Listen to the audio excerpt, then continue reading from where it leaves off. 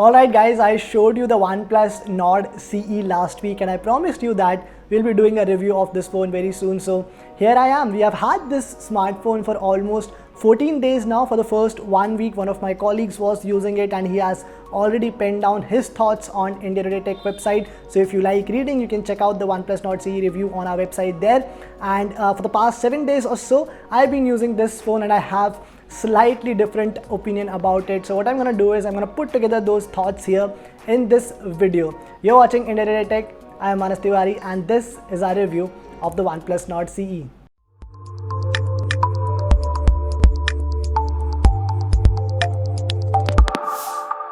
Now before I start this video, let me make it very clear that I'm not going to get into the specifications of the phone. For that, we have already made an unboxing video, so you can check out all the specifications there. In fact, I'm going to put the link of that video somewhere here, so you can check it out from there as well. In this video, what I'm going to focus more on though is the user experience and my experience, which will help you make a better decision on whether you should buy the OnePlus Nord CE or not. And that becomes very important also because the CE here stands for Core Edition. So OnePlus itself has positioned this as a phone which has all the core values of the OnePlus smartphones, but at an affordable price tag. So let's get started.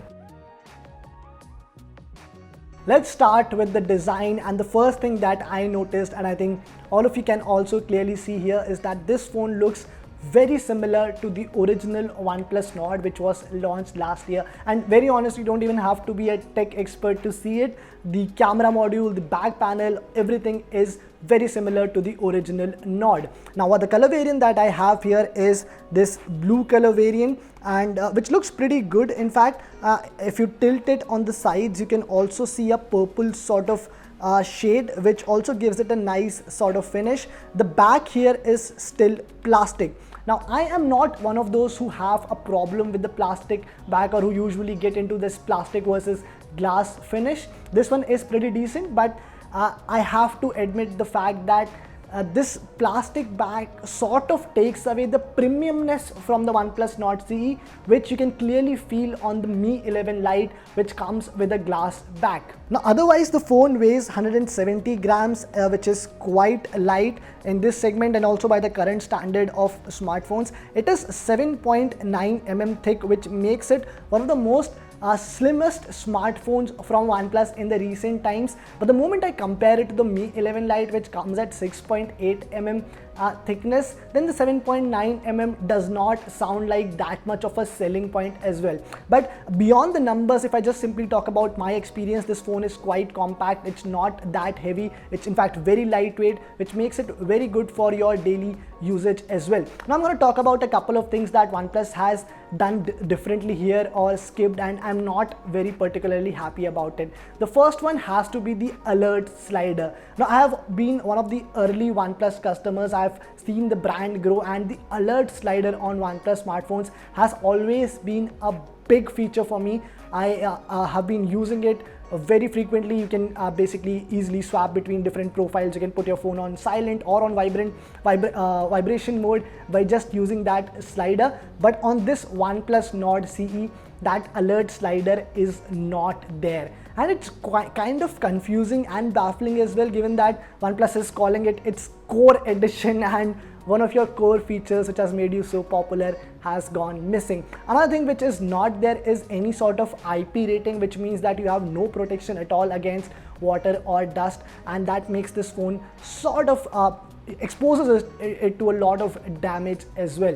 One thing that though makes a comeback on the OnePlus Nord CE is the 3.5 mm headphone jack, which hasn't been around on any of the OnePlus smartphones recently. Now overall, this does not feel like an upgrade on the OnePlus Nord when it comes to simply the design, but it's still good for the price. Yes, the premiumness is not there. It does not give you the same sort of in-hand feel which a Mi 11 Lite does.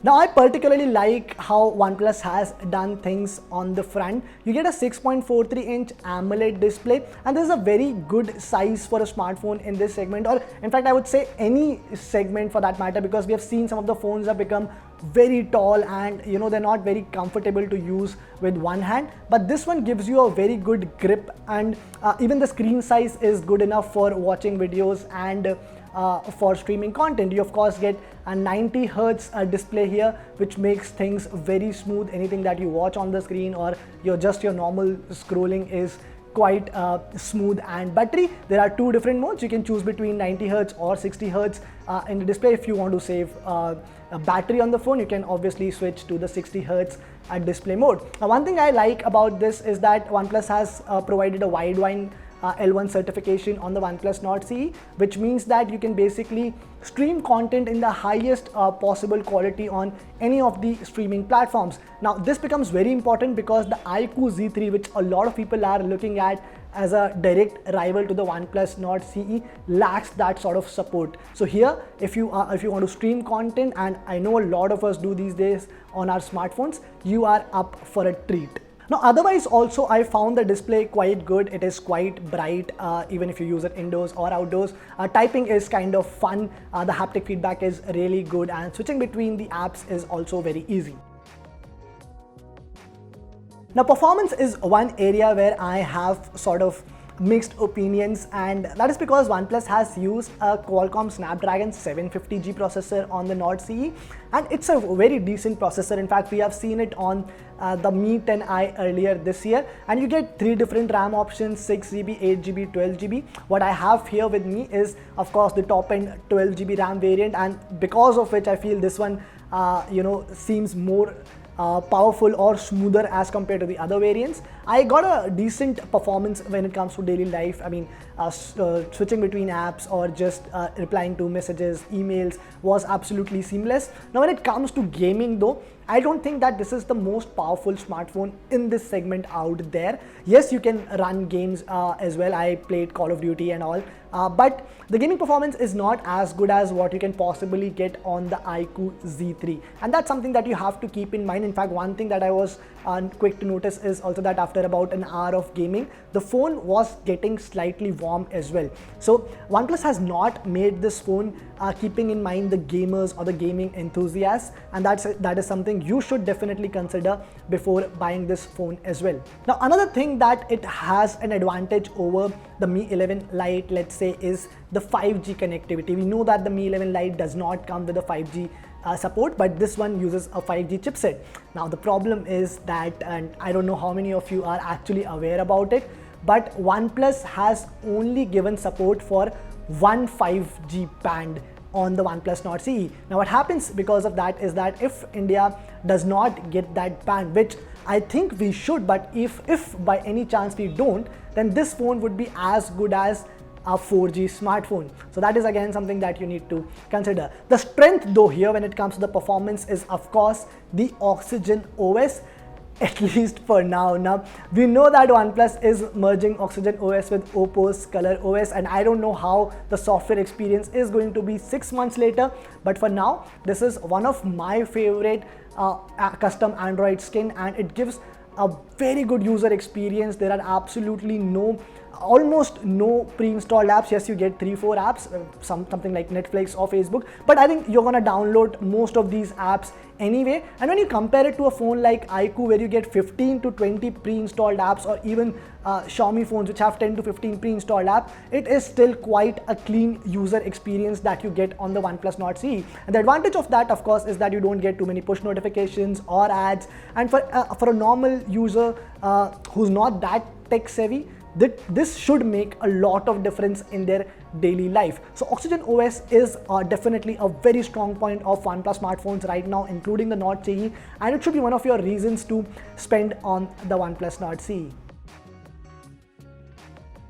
Coming to the camera, you don't really get much of an upgrade on the predecessor, but you still get a 64 megapixel primary camera, 8 megapixel ultra wide angle camera, and a 2 megapixel macro lens. There is also a 16 megapixel camera on the front. Now the camera performance is quite good, especially in the daylight. You can see in the image samples that the close-up shots have come out very vibrant. In fact, the wide shots are also quite good. You can see here the building, the sky, all of it has come out quite vibrant. The ultra wide angle shots though are slightly saturated. The trees have become greener than they were in the normal shots, but that is still passable. And even the ultra wide angle shots are quite vibrant. Even in fact, you can see in this image by zooming in that the building on the right and the flowers on the left, as well as the sky, has come out quite good. The same can be said for the selfies as well. I've clicked a lot of selfies in daylight and most of them have come out quite good. In fact, the portrait selfies are also very sharp. There's a clear separation between the background and the subject. And when it comes to just the normal performance, the camera performance is quite good. Now, however, I have a slight problem with the camera, and that is the lack of optical image stabilization, or OIS. Now this one comes with electronic image stabilization on the main camera, and the difference is noticeable, especially when you are recording videos or clicking low light images, because that's where you want the camera to be steadier for a longer duration. And the performance shows that the lack of OIS reflects in the eventual images that you capture. So OnePlus should have or could have probably gone with OIS on the main camera at least, and because a lot of other smartphones in this price range give you that.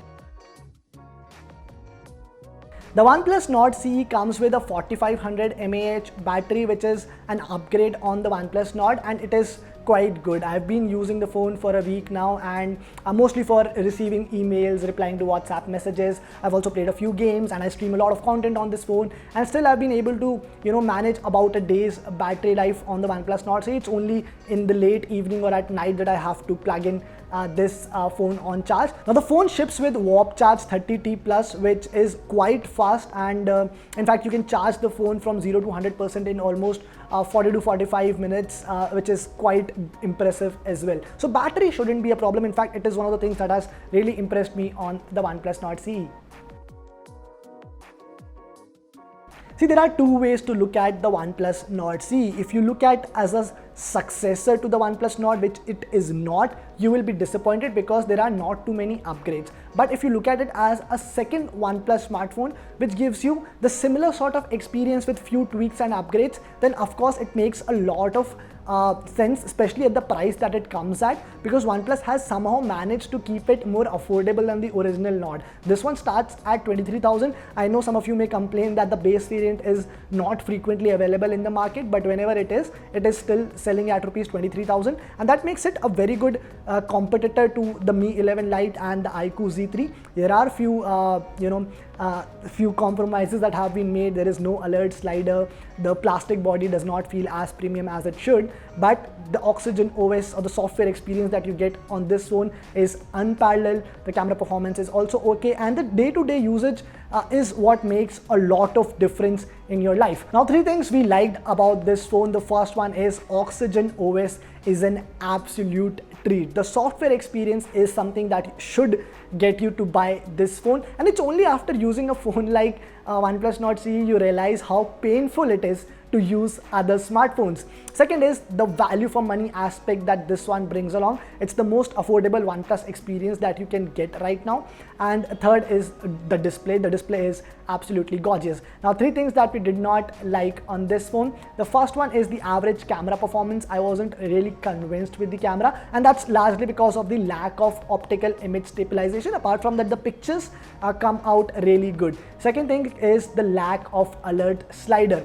There is no alert slider on this phone, which I think should be part of any OnePlus smartphone, especially if you're calling it the Core Edition.